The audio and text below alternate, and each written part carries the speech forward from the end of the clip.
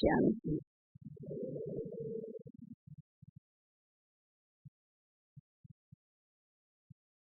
इस पुरुषोत्तम संगम युग पर बेहद का बाबा आकर के हम बच्चों को अपना बनाते, ज्ञान का तीसरा नेत्र दे करके हम सभी का जन्म ब्राह्मण जन्म श्रेष्ठ जन्म देते। नयनहीन से नयन वाला बना करके त्रिकालदर्शी और त्रिनेत्री बना देते। ऐसा परम सौभाग्य इस सारे वर्ल्ड ड्रामा में सिर्फ हम गिनी चुनी हुई आत्माएं लेती है। भक्ति मार्ग में गायन करते थे कि भगवान के साथ हमारे सर्व संबंध, वो माता है, पिता है, बंधु है, सखा है, परंतु वो सिर्फ गाते थे। और संगम युग पर हम बच्चे उन सर्व संबंधों की अनुभूति करते हैं। बाबा निराकार है। निराकार ने साकार ब्रह्मा बाप में आकर के उसके जो गुण हैं, उस निराकार की जो शक्तियां हैं, उसके जो संबंध है, उन सभी की अनुभूति हम बच्चों को कराई। जब बाबा के द्वारा ये सर्व अनुभूति हम कर लेते हैं, तभी नष्ट मोह स्मृति लब्धा बन सकते हैं। बाबा कहते कि तुम बच्चों का लक्ष्य जीवन का एक ही लक्ष्य है, वो लक्ष्य है बाप समान बनना। चाहे कोई 50 वर्ष से चल रहा, 80 वर्ष से चल रहा, या तीन बरस से, 1 बरस से चल रहा है, पर हर एक बच्चे का यही लक्ष्य रहता है कि हमें बाप समान कर्मातीत बनना है, हमें संपूर्ण बनना है, हमें संपन्न बनना। वैसे भी 2 शब्द अलग अलग बोले जाते हैं, एक है संपूर्ण और दूसरा है संपन्न। देवताओं का गायन सर्वगुण संपन्न और 16 कला संपूर्ण किया जाता है। आप आसमान में भी देखेंगे कि पूर्णमासी के दिन चंद्रमा 16 कला संपूर्ण होता है, तभी उसकी जो छटा है, उसकी चांदनी है, कितनी शीतल और कितनी पावरफुल होती है। तो वैसे ही हम आत्माएं जो कलाहीन बन गई थी, बेहद के बाबा ने आकर के हम बच्चों में सर्व कलाएं भरी। उस संपूर्णता की स्टेज की अनुभूति निराकार बाबा ने हम बच्चों को साकार के द्वारा कराई। बाबा निराकार है।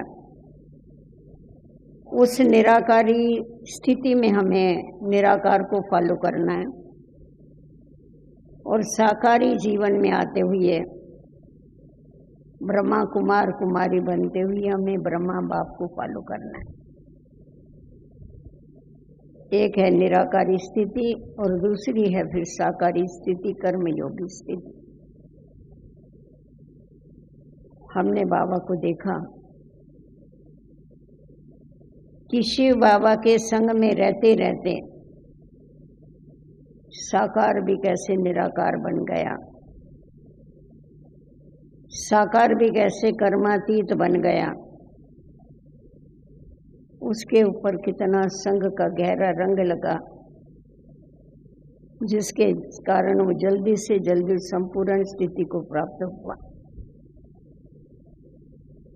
अभी आपको और हमको सभी को उसी रास्ते पर चलना है, जिस रास्ते पर बाबा चले हैं। हमें कोई नया रास्ता नहीं ढूंढना है, परंतु बाबा के कदम के ऊपर कदम रखते हुए, फॉलो फादर करते हुए आगे बढ़ना है। जब कोई नया रास्ता ढूंढना होता है तो उसमें डिफिकल्टी होती है, उसमें मेहनत होती है, उसमें समय लगता है। परंतु अगर एक ही रास्ता है, कोई हमारे आगे चल रहा है, हमको सिर्फ जब उसके कदम के ऊपर कदम रखना होता है तो हमारी स्पीड कम होने की बात ही नहीं रहती है। तो इसीलिए हमें भी बाप समान बनने के लिए, संपन्न और संपूर्ण बनने के लिए ब्रह्मा बाप के कदम के ऊपर कदम रख करके चलना। हमारा ये जो मार्ग है,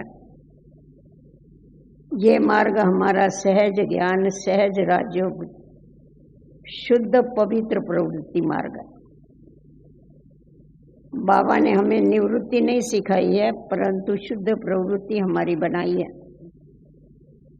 प्रवृत्ति में रहते हुए भी वो शुद्धता, वो पवित्रता हम बच्चों के अंदर धारण करना बाबा ने सिखाया।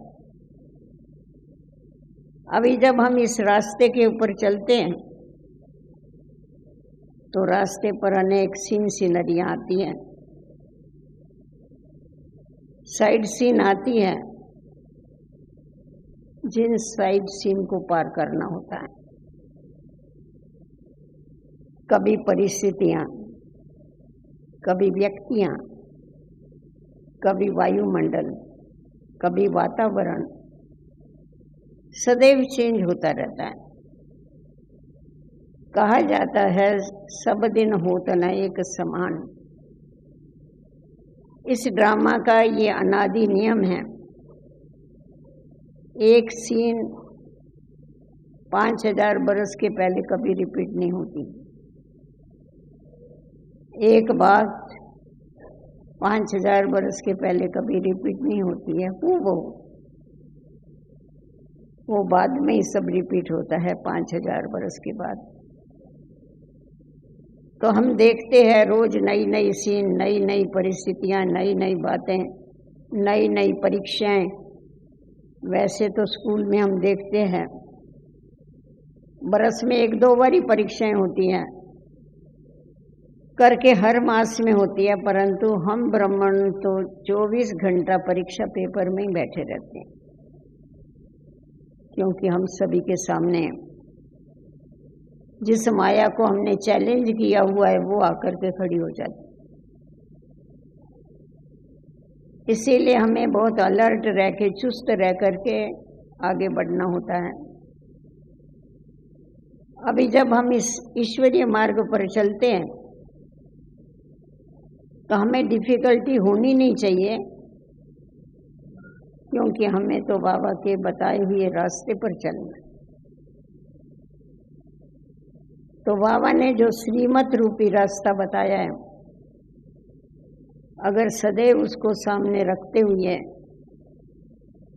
और हमारा जो लक्ष्य है कि मुझे कर्मातीत बनना है, मुझे संपन्न बनना है, मुझे संपूर्ण बनना है, मुझे बाप समान बनना है, अगर ये दृढ़ संकल्प है तो हम बहुत तीव्र गति से आगे बढ़ते जाते हैं।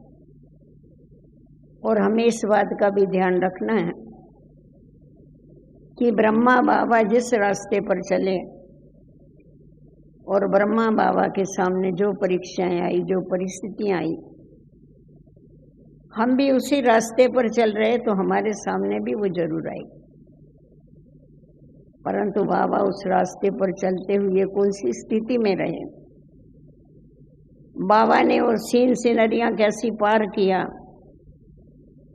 सब परिस्थितियों का कैसा डट के मुकाबला किया और आखिर अपने लक्ष्य तक पहुंच गए। सदैव एक बल और एक भरोसा रहा।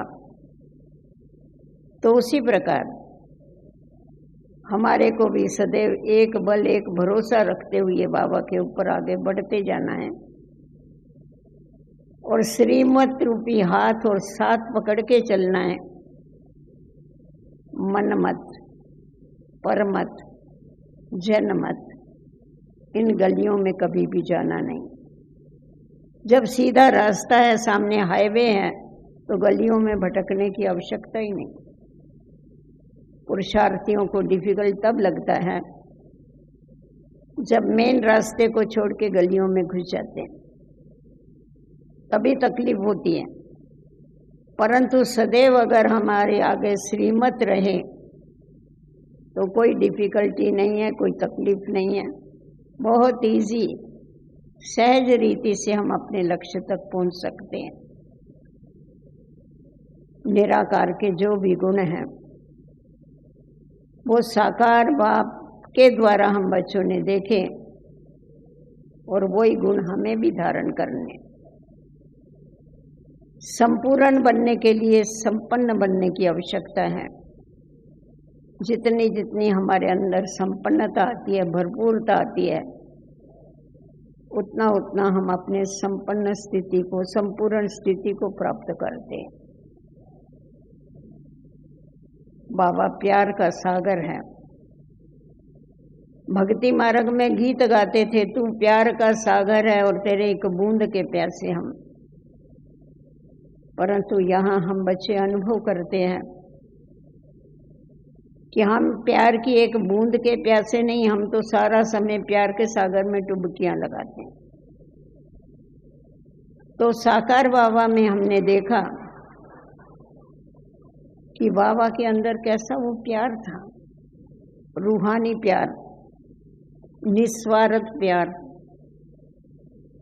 किसी से भी रिटर्न लेने का कभी भी आशा नहीं, दातापन। जैसा शिव बाबा दाता है, वैसा ब्रह्मा बाबा में भी दातापन के संस्कार थे। मुझे देना है, देना है और देना है, रिटर्न नहीं लेना है, परंतु मुझे देना ही देना है। तो हमें भी अब जब ये बुद्धि में रहता है कि हम मास्टर दाता है, हमें भी औरों को जो ईश्वरीय प्राप्तियां हुई है वो देनी है। हमने जानकी दादी को देखा, लास्ट दिन तक दादी कहाँ कहाँ चक्कर लगाती। मैं कभी दादी को बोलती, दादी आप क्यों इतना दूर दूर जाते हैं, थकावट होती है आने जाने, प्लेन में भी जाएंगे थकावट तो होती है, और इतनी बड़ी आयु, तबीयत ऐसी। दादी बोलती थी, नहीं, बाबा ने जो हमको दिया है वो मुझे दूसरों को देना है। मैंने जो प्राप्त किया है वो मुझे बांटना है, मेरे को मेरे पास नहीं रखना है सिर्फ। तो ये जो दातापन की भावना है, ये जो रहम और दया की भावना है, यही हमारे द्वारा सेवाएं कराती। तो बाबा के अंदर भी हमने देखा कि बाबा को सदैव देना, देना और देना ही याद। सामने वाले ने, किसी ने प्यार दिया या गाली दिया, आप सभी को बाबा के जीवन की कहानी मालूम है कि साकार बाबा को कितना सहन करना पड़ा, सारे समाज का कितना सामना करना पड़ा, घर वालों का सामना करना पड़ा, देश का सामना करना पड़ा, बाहर फॉरेन वालों का सामना करना पड़ा, सबका, देश विदेश का सामना किया, अपने परायों का सामना किया, परंतु डट के रहा। उसको कभी डिफिकल्टी नहीं लगी हो, खुशी खुशी से उसका सामना किया। कभी कभी ऐसा होता था, जो कराची वाले विघन डाल डाल के थक जाते थे और चुप हो जाते थे, तो बाबा बड़े मजे से कहता था, बाबा कहता था, इनको क्या हो गया, सिंध वालों को कुछ करते नहीं, क्या बात। मतलब वो जो करते थे उसमें बाबा मनोरंजन करता था। तो बाबा ने ये बताया कि हर परिस्थिति में हमारी स्थिति कितनी पावरफुल होनी चाहिए। चाहे बेगरी पार्ट आया, चाहे कोई भी समय आया, बाबा ना खुद हिला, ना किसी को हिलने दिया। तो हमें जब बाप समान बनना है, कर्मातीत बनना है, तो हमारी स्थिति भी ऐसी अचल और अडोल हमको बनानी है जो माया के कितने भी तूफान आवे, परंतु वो तूफान हमें कभी भी हिला न सके। तो बाबा हम बच्चों को इतना प्यार देता था। जब हम पार्टी लेके बाबा के पास आते थे, छोटे बड़े बूढ़े सबके साथ प्यार करता था। वैसे भी देखो शिव बाबा प्यार का सागर है, उसका सबके साथ समान प्यार, किसी के साथ कम किसी के साथ ज्यादा नहीं। भले बाबा कहता है नंबरवार पुरुषार्थ अनुसार, और लेने वाले नंबरवार लेते हैं, देने वाला दाता तो एक ही जैसा देता है। इसीलिए आप वैजयंती माला देखेंगे तो फर्स्ट नंबर का जो मनका है वो भी फूल को चिपका हुआ है, तो लास्ट नंबर वाला मनका भी फूल को चिपकाओ, क्योंकि उसका समान प्रेम। तो साकार बाबा में ये देखा कि बाबा का कैसा सब बच्चों के ऊपर, कोई किसी जात का होने दो, पात का होने दो, कोई भी कैसा भी होने दो, बाबा का सबके साथ प्यार है। मेरे बच्चे, छोटे छोटे बच्चे भी बाबा के साथ इतना प्यार करते थे, बाबा उनसे प्यार करता था। बुजुर्ग भी जब बाबा से विदाई लेते थे तो रोते थे, परंतु बाबा की बड़ी खूबी थी, जितना प्यारा था उतना ही वो न्यारा था। भले सबकी आंखों में आंसू आते थे, परंतु बाबा तो मुस्कुराता रहता था, मिलता रहता था, मुस्कुराता रहता। यहाँ बाहर पीपल का झाड़ है ना मधुबन में, वहाँ पीछे के साइड पर, वहाँ बाबा विदाई देने के लिए आते थे, रुमाल हिलाने के लिए आते थे पार्टी को।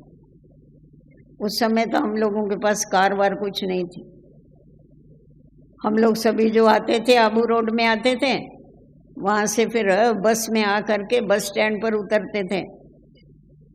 शुरू में तो जो सामान होता था वो कुल्ली करके वो सिर पर ले आता था, हम कुछ उठा करके आ जाते थे। फिर जरा हमारी डिग्री बढ़ गई तो हमारे पास एक बैलगाड़ी आ गई, तो बैलगाड़ी में सामान रख के आते थे। फिर और भी डिग्री बढ़ी तो थोड़े साधन बढ़ने लगे, अभी तो बहुत कुछ बढ़ गए। वो भी दिन बड़े प्यारे थे, जाते भी ऐसा ही थे। तो बाबा वहां पर आता था और सभी से एकदम न्यारा और प्यारा होकर के खड़ा हो जाता था, रुमाल हिलाता था, सबको गोसुन कमसुन की टोली देता था। और बाबा बोलते थे, बच्चे खुश रहो, आबाद रहो, ना विसरो ना याद रहो। खुश भी रहो, आबाद भी रहो, विसरो भी नहीं और याद भी नहीं रहो। इसका मतलब क्या हुआ? भूलना भी नहीं और याद भी नहीं रहना, मतलब दोनों बातों में जैसा कि वो समान था। तो हमारा कहने का मतलब ये है कि जो निराकार के गुण थे वो साकार में दिखाई पड़े, नहीं तो कैसा मालूम पड़ेगा वो प्यार का सागर।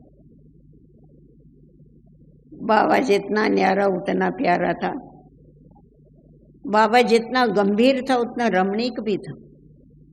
बैलेंस, हर गुणों का उसमें बैलेंस था, इसीलिए वो संपन्न बना। गंभीरता माना रूखापन नहीं था बाबा।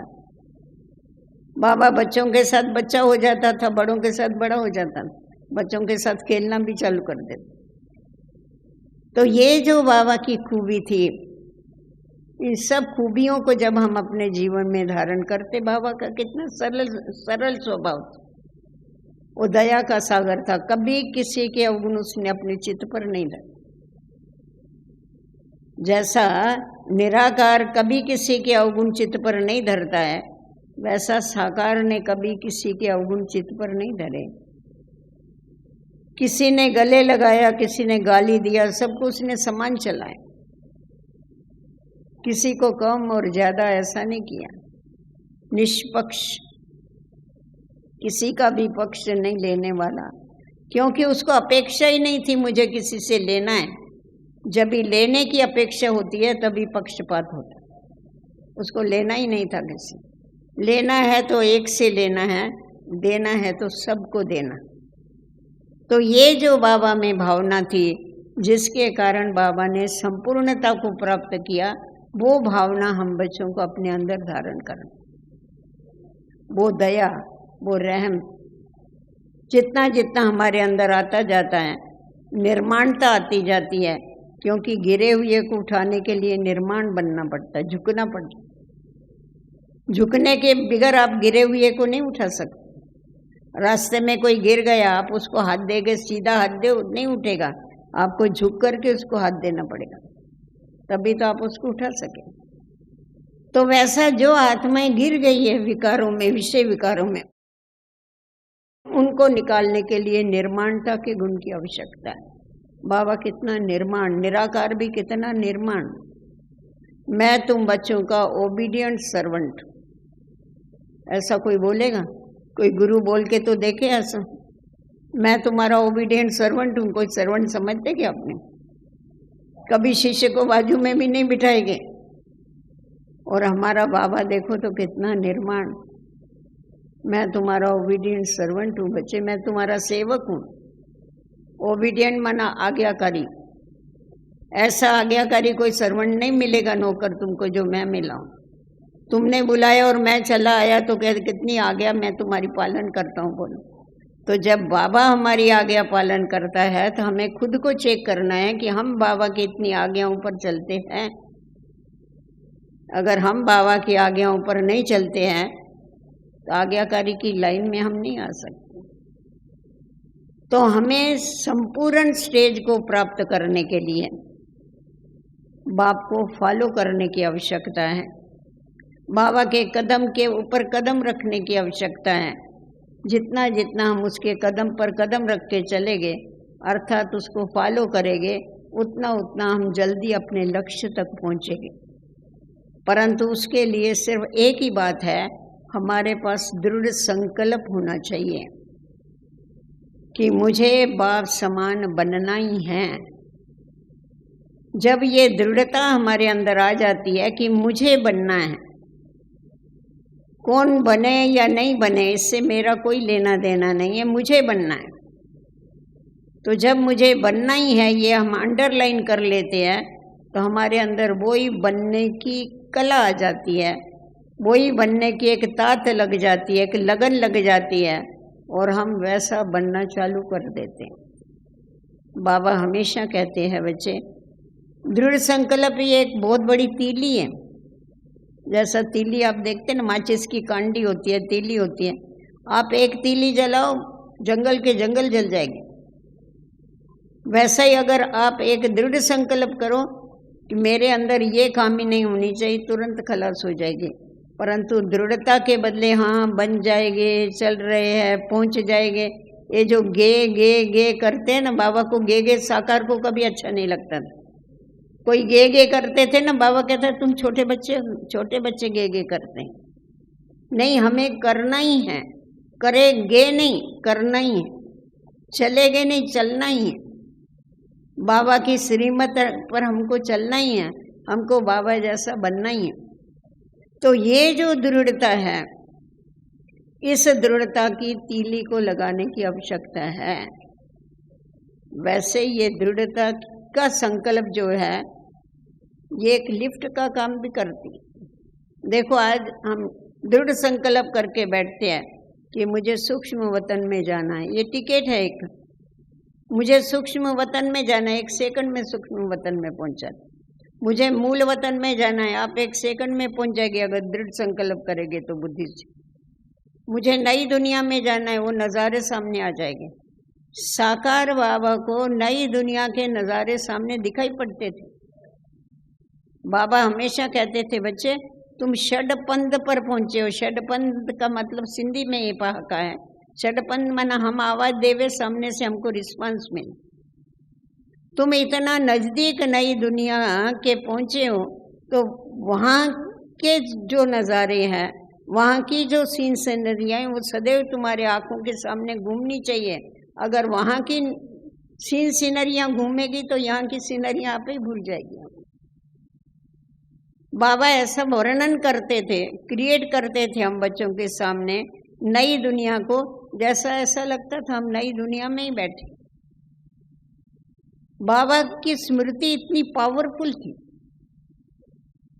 नई दुनिया की स्मृति इतनी बाबा की याद में थी, प्रैक्टिकल स्मृति में थी, इमर्ज रूप में थी।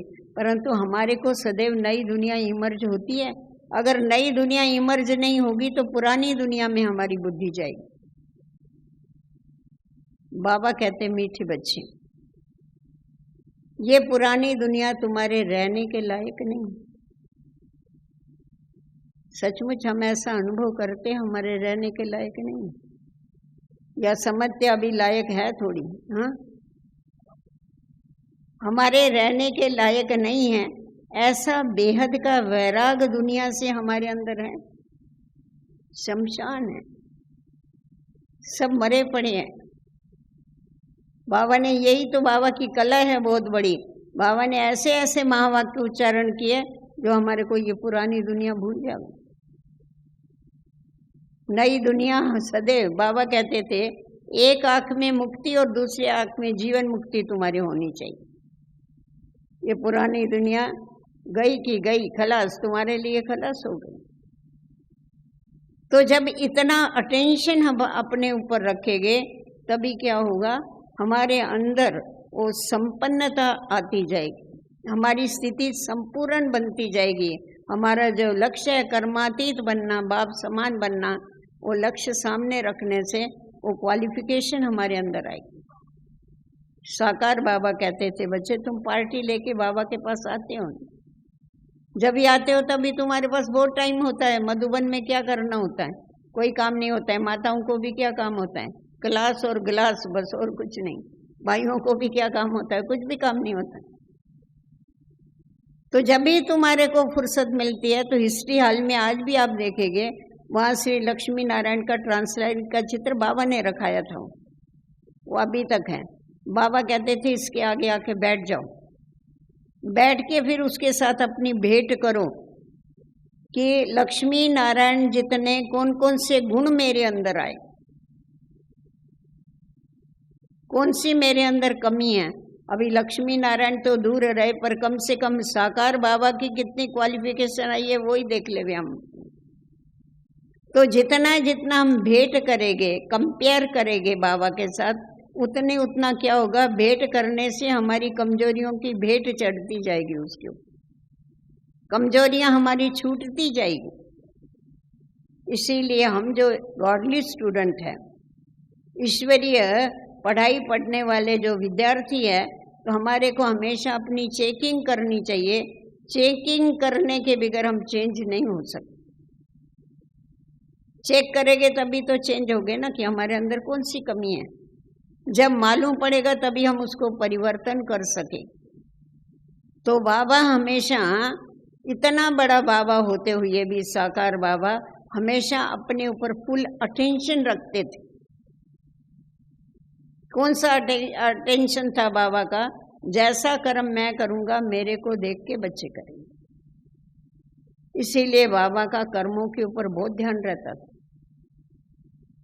तो हमारा भी कर्मों के ऊपर इतना ध्यान रहता है कि हम जैसा कर्म करेंगे।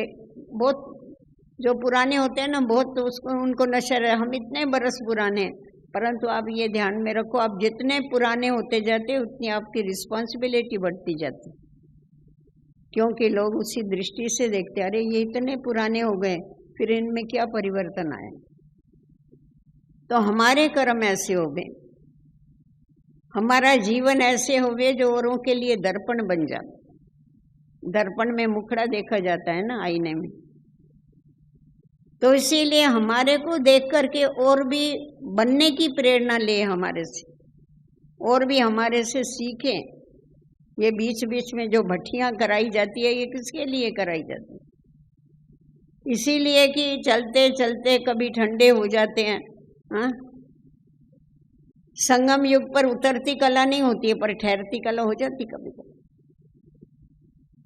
क्यों, क्या, कैसे, ऐसे वैसे, ये जो क्वेश्चन आते हैं ना, इसमें स्पीड कम हो जाती। इसने ऐसा क्यों किया, उसने ऐसा क्यों किया, इसने ऐसा क्यों, ये जो क्यों क्या करते हैं ना, इसमें ही ठंडे हो जाते। अरे इतना बरस हो गया, ये तो मेरे से बहुत पुराना है, इसमें क्या परिवर्तन आया है? अभी उसमें आया ही नहीं आया, तुम्हारा लक्ष्य ये थोड़ा ही। बाबा हमेशा कहते सी फादर फॉलो फादर। कभी कहा क्या फलाने को तुम देखो और फलाने को फॉलो करो? क्योंकि हरेक जो भी ब्राह्मण है उनका लक्ष्य है कि हमें बाप समान कर्मातीत बनना है, हमें संपूर्ण बनना है, हमें सर्व गुणों में संपन्न बनना है। अभी मेरे को सर्व गुणों में संपन्न बनना है, क्योंकि देवताओं का गायन है सर्व गुण संपन्न, सर्व गुणों में संपन्न बनना है। तो मेरे को सबके गुण देखना सीखना पड़ेगा, गुणग्राही दृष्टि रखनी पड़ेगी। जितनी हमारी गुणग्राही दृष्टि होगी उतना उतना हमारे में गुण आते जाएंगे। कहा जाता है ना, जैसा देखेंगे वैसा बन जाएगा। हमारे आदि और अनादि संस्कार जो है, उन संस्कारों को इमर्ज करने की आवश्यकता। ये जो हमारे पुराने संस्कार है, पुराने संस्कार ये सृष्टि के मध्य वाले संस्कार है जो स्थिति को मध्यम बना देते हैं। परंतु जितने जितने हमारे अनादि संस्कार है, अनादि संस्कार माना आत्मा के ओरिजिनल गुण, मैं आत्मा शांत स्वरूप हूँ, मैं आत्मा आनंद स्वरूप हूँ, मैं आत्मा ज्ञान स्वरूप हूँ, ये जो मेरे अनादि संस्कार है, सर्वगुण संपन्न, 16 कला संपूर्ण, संपूर्ण निर्विकारी, ये जो मेरे आदि सृष्टि के गुण हैं, ये इसको जितना जितना हम स्मृति में रखते हैं, स्मृति से हमारे अंदर समृद्धि आती जाती, शक्ति आती जाती है कि अरे ये तो मेरे ही गुण हैं, मेरे को भूल गया, अभी वापस मुझे धारण करना। तो इसीलिए स्मृति को पावरफुल बनाने की आवश्यकता है। स्मृति को पावरफुल बनाने के लिए रिवाइज करने की जरूरत। बाबा हम बच्चों को जो रोज इतनी मुरली सुनाता है, बाबा ने 2 दिन पहले भी कहा ना, कोई बच्चे कहते हैं हम बाबा से प्रश्न पूछते हैं और बाबा हमको जवाब ही नहीं देता है। अरे बाबा तो रोज तुमको जवाब देता है, तुमने पत्र लिखा तो बाबा भी तुमको रोज पत्र लिखता है। ऐसा कोई होगा किसी का प्यारा या प्यारी जो रोज उसको 4 पेज का पत्र लिखे?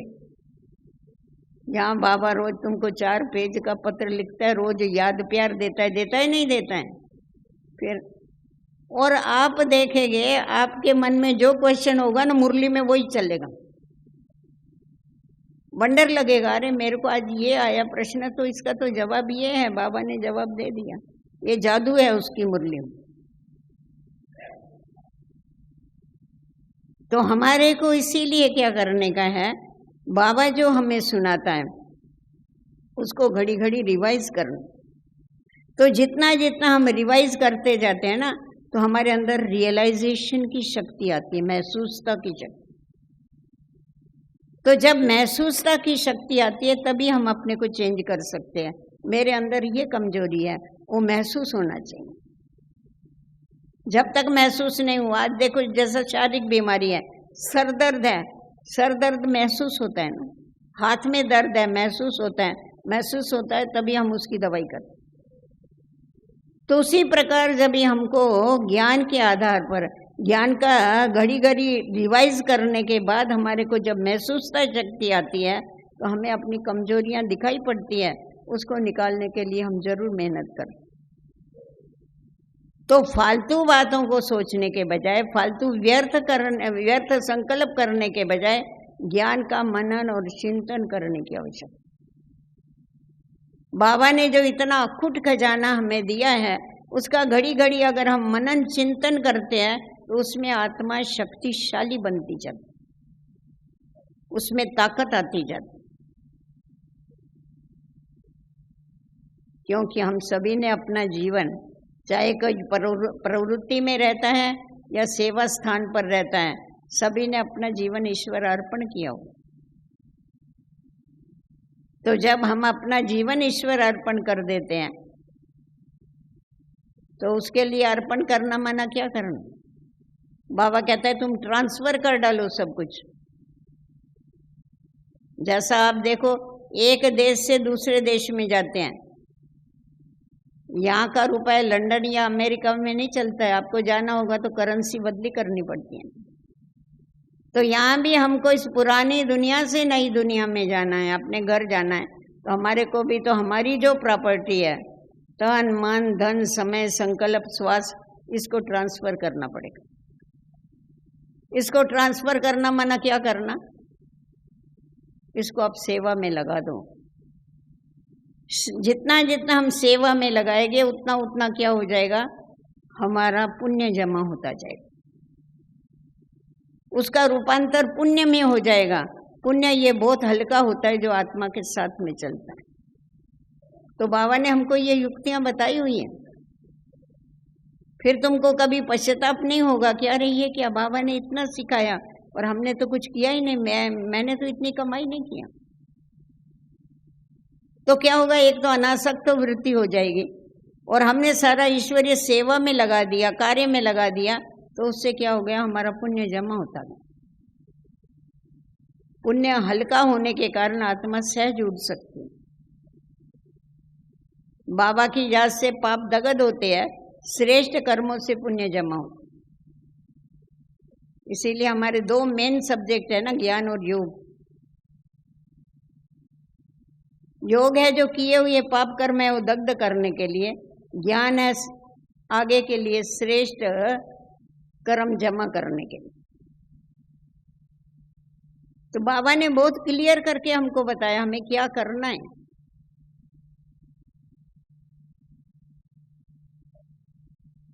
अभी हमारे को सर्वगुण संपन्न बनना है।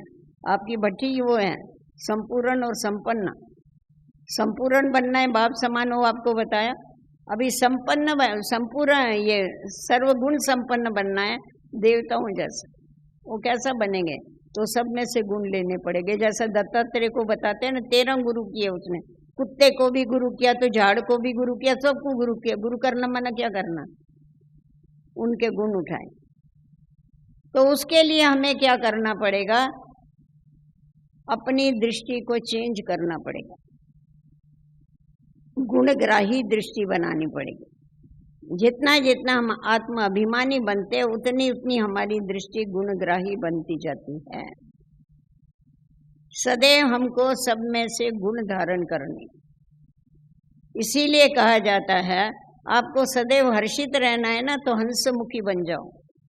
हंस क्या करता है, नीर क्षीर को अलग कर डालता है, पत्थर को और मोती को अलग कर डालता है। तो वैसा ही तुम अवगुणों को नहीं देखो, गुणों को देखो। हंसमुखी बन जाएंगे तो क्या होगा, एक दो के गुणों को देखेंगे, एक दो के गुणों को देखेंगे तो क्या होगा, वो गुण तुम्हारे अंदर आते जाएगा। और आज देखो, आप किसी के भी गुण का वर्णन करो या किसी के गुण को देखो, आपको क्या होती है, खुशी होती है ना, प्रेम आता है उस व्यक्ति के लिए। इसमें बहुत विशेष आता है, नहीं आता है। और वही अगर किसी का अवगुण देखो तो क्या होता है, नफरत आती। नुकसान किसका हुआ, मेरा ही नुकसान हुआ ना। मेरी दृष्टि खराब हुई तो मेरा नुकसान हुआ, इसीलिए मैं मेरी दृष्टि को चेंज करने की आवश्यकता। तो ये नहीं देखो इसमें क्या खामियां है, बाबा ने देखी क्या हमारी खामियां। हमने तो बाबा को पहले से ही बता दिया, मैं निर्गुण हारे में को गुण नहीं, तो तू ही तरस पड़ोई। मेरे में कोई भी गुण नहीं है, तो भी बाबा ने हमको गले लगाया। साकार बाबा ने कभी भी किसी का अवगुण अपने चित्त पर नहीं धरा। बाबा ने सदैव गुण देखे बच्चे। तो हमें भी एक दो के सदैव गुण देखने हैं। जितना जितना हम एक दो के गुण देखते हैं, उतने उतने गुण हमारे अंदर आते जाते, वो हम धारण कर सकते हैं। अपने चित्त को औरों के अवगुण देख के हमको मैला नहीं करना है। मैला चित्त बाबा से नहीं लग सकता। भक्ति मार्ग में भगवान को शिक्षा देते थे, हे भगवान मेरे अवगुण चित्त पर नहीं धरना। भगवान कहता है मैं नहीं धरता हूं, तुम किसी के अवगुण चित्त पर नहीं धरो। मैं तो दया का सागर हूं, मैं क्यों किसी के अवगुण चित्त पर धरूंगा। तो क्षमा भाव अगर अपने अंदर आ जाता है, किसकी कोई भी गलती होवे, हमारे को उसको मदद करनी है उससे छुड़ाने की। किसी में कोई भी कमी होवे, देखो कमी क्या है, कमी माना क्या, कमी माना बीमारी है ना, बीमारी है ना। विकार क्या है, विकार बीमारी है ना। कोई भी विकार, क्रोध है, मोह है, या कोई भी विकार है, उसको क्या कहेंगे, बीमारी कहेंगे, क्या कहेंगे। जैसा किसी को पेट की तकलीफ होती है, कहते हैं इसको पेट का विकार है, पेट का विकार कहते हैं ना। इसको खून का विकार, विकार माना क्या है? बीमारी है ना। तो उसी प्रकार आज कोई भी अगर कमी है, विकार है कोई भी, तो जब भी कोई व्यक्ति बीमार होता है तो उसके ऊपर तरस आता है या नफरत आती है, और वो भी अपने घर का आदमी, उससे नफरत करेगा कोई? कितना तरस आता है, अरे बेचारे को बहुत सहन करना पड़ता है, अरे किसी अच्छे डॉक्टर को तो बताओ। तो वैसा ही दूसरों की कमी कमजोरी देख के हमें उसके ऊपर तरस आना चाहिए, उसको मदद करनी चाहिए उससे छुड़ाने की, या उससे नफरत करनी चाहिए। बाबा के अंदर ये विशेषता थी, साकार बाबा की ये खूबी थी। जब किसी की भी कमी देखता था, आज भी बाबा कहता है ना, मेरे को तुम बच्चों की कमी सहन नहीं होती, तुम बच्चे मेहनत करते हो, बाप को सहन नहीं होता है, इसीलिए बाबा इतनी मेहनत कर, हमारे लिए इतनी मेहनत कर। तो हम उसी बाप के बच्चे हैं और हमारा लक्ष्य बाप समान बनना है। तो बाबा की जो क्वालिफिकेशन है वो हमको धारण करना, इसीलिए जितनी जितनी हम धारणा करते हैं, बाबा को जितना जितना हम फॉलो करते हैं, उतना उतना हम बाप के समान बनते जाते हैं। तो अपना लक्ष्य हमें कभी भी क्या करना है, अपना जो लक्ष्य है उसको कभी भी भूलना नहीं। लक्ष्य याद रहेगा तो हमारे अंदर लक्षण आएंगे, अगर लक्ष्य याद नहीं रहेगा तो लक्षण भी नहीं आएगा कि मुझे लक्ष्मी नारायण बनना ही है। परंतु अगर मेरा लक्ष्य होगा, जो मिलेगा चलेगा, अरे स्वर्ग में क्या है, स्वर्ग में कोई मेहनत नहीं करनी पड़ती। जो दासदासी भी होते हैं उसको क्या मेहनत है बताओ? कोई मेहनत नहीं, चलेगा ना। दासदासी बने तो क्या होता है? अरे क्या होता है, क्या फर्क तो है ना, ऐसा थोड़ी है। श्री कृष्ण को 100 दासियां होती है, मालूम है आपको? क्या करती होगी माँ? 100 दासियां बताते हैं श्री कृष्ण। हमारे पास एक बहन थी, वो बोलती थी मेरे को ना श्री कृष्ण की दासी बनना है। लक्षण भी वैसे ही थे, श्री कृष्ण की दासी बनना है। तो ब्रिजेंद्र दादी थी, तेरे को क्यों बनना है श्री कृष्ण की दासी? क्या विचार है? दासी भी कौन सी बनना है? जो उसको चप्पल पहनाते, बूट पहनाते। वो सब दासियां अलग अलग होती है, बूट पहनाने वाली दासी होगी, कपड़ा पहनाने वाली दासी अलग होगी, स्नान कराने सब अलग अलग हो, श्रृंगार करने वाली दासी होगी अलग।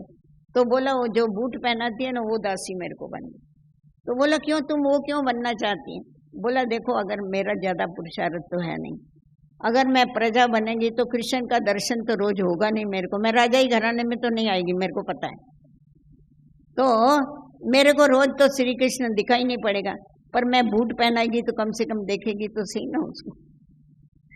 अभी अगर इतना ढीला लक्ष्य रखा है तो आप बताओ कैसा संपन्न बनेगा व्यक्ति और कैसा संपूर्ण बनेगा। बाबा तो कहता है बच्चे तुम मेरे सिर के मोर हो, मेरे बच्चे मेरे से भी आगे हैं। अरे बच्चे मेरी तो सिंगल पूजा होती है, तुम्हारी डबल पूजा होती है। बाबा कितना चढ़ाता है बच्चों।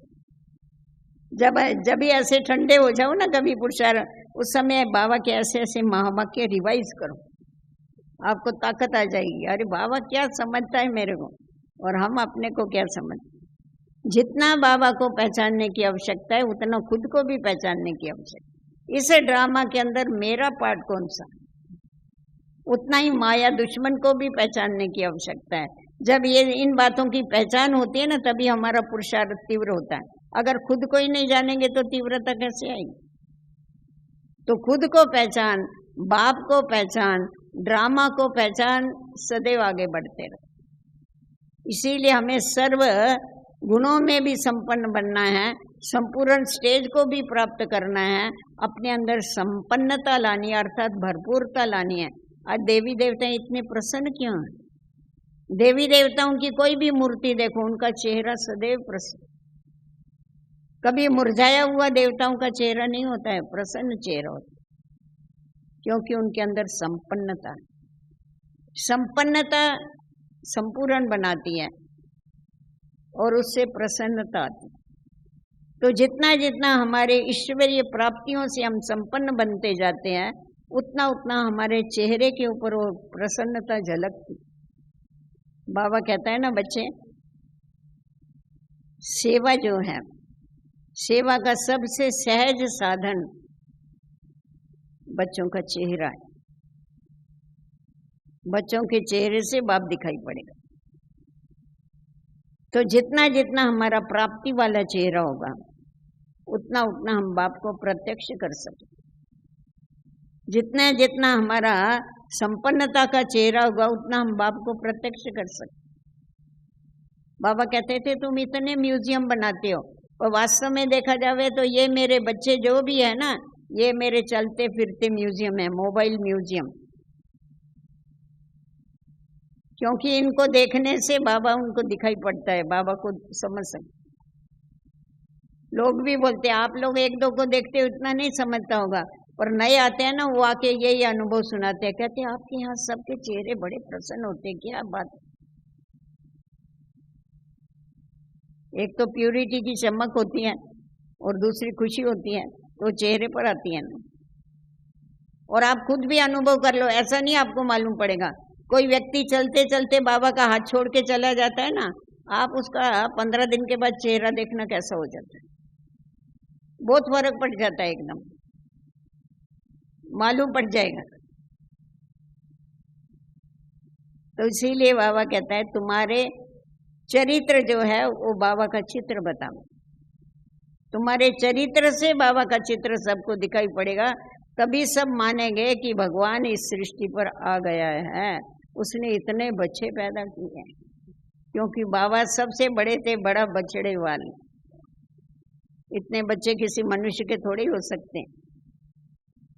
ब्रह्मा बाप भी बछड़े वाले, शिव बाप भी बछड़े वाले, और हमारा इतना बड़ा परिवार है। हाँ, हम भी कितने भाग्यशाली है, इतना बड़ा परिवार किसी का होगा। और नई दुनिया में तो एक बच्चा और एक बच्ची होती है बस। फिर कलयुग में थोड़े ज्यादा संबंध ये वो इधर उधर हो गए, परंतु बच्चे थोड़े इतने किसी को हो सकते। और संगम युग पर देखो कितना बड़ा परिवार। लोग कहते हैं छोटा परिवार सुखी परिवार, हम कहते हैं बड़ा परिवार अति सुखी परिवार। हाँ, हमारा ये परिवार इतना सुखदायी है, जो परिवार को देख के ही सुख आता है, खुशी होती है। आपको हो रही ना खुशी सारे परिवार को देख के, वाह हम बहुत बड़े परिवार के। तो बाबा कहता है सदैव गुण गाते रहो, वाह रे मैं, हाँ वाह वाह वाह वाह वाह मेरा देवी परिवार वाह। तो कभी भी किसी के अवगुण आपको दिखाई नहीं पड़ेंगे, सबके गुण ही दिखाई पड़ेंगे, वाह वाह ही आपके मुख से निकलेगी, और आप सदा के लिए वाह वाह हो जाएंगे, खुश हो जाएंगे, प्रसन्न हो जाएंगे। ठीक है, इसीलिए अपना जो लक्ष्य है भट्टी का, कि हमें बाप समान भी बनना है, हाँ संपूर्ण बनना है, और देवताओं जैसा संपूर्ण संपन्न भी जरूर बनना है। तो इस लक्ष्य को जरूर प्राप्त करके जाना। जो भी यहाँ पर बताया जावे ना, उसको प्रैक्टिकल में लाने का हमेशा करते हो मेहनत, जरा ज़्यादा मेहनत करना, क्योंकि समय कम है ना अभी, इसीलिए थोड़े समय में हमको अपने लक्ष्य तक पहुँचना है, तो थोड़ी मेहनत ज़्यादा करनी पड़ती है। ओम शांति।